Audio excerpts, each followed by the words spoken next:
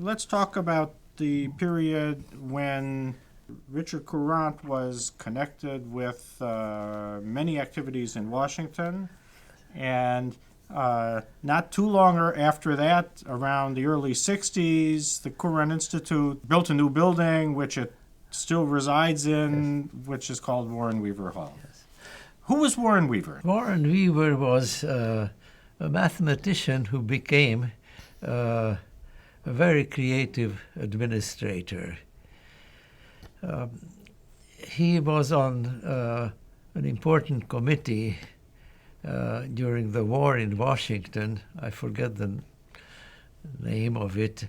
And Courant was appointed. And Warren Weaver said it's very important that Courant should feel that he is one of us, and not a refugee, a foreigner. And therefore, he decided to, when he welcomed Courant, he said, "Come in, Richard."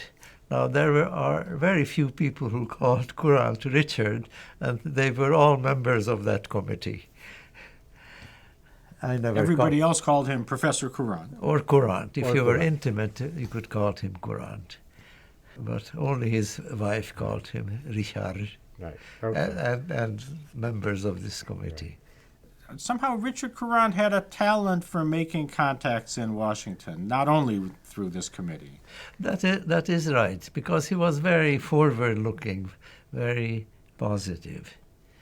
And he had a certain entrepreneurial talent, too. I mean, he knew how to talk, I think. Yes. Yeah. Although it's very strange. When he talked, he mumbled. But somehow through this mumble, people understood that he was a man who had a great deal to say. Now, do you remember whose idea it was to name the building Warren Weaver Hall? Oh, definitely. It was Mr. Sloan himself. Right. Because Warren Weaver was later on chairman of the Sloan Foundation. And in fact, I think significant funding for the building came through the Sloan Foundation. That is absolutely right. And so this was recognition of that. Yes. And when did the Institute become the Courant Institute? I think it was after Courant retired, of course, which was in 1958. Yes. So Jim Stoker was the director Stoker after took that, over, I think. yes. Yeah. And this must have been a little bit before it moved into that new building.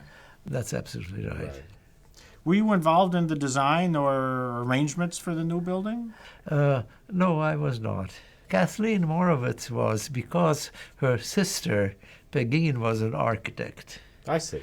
Okay. And so she had an interest in architecture. Very good. Well, it was a very successful building, Yes.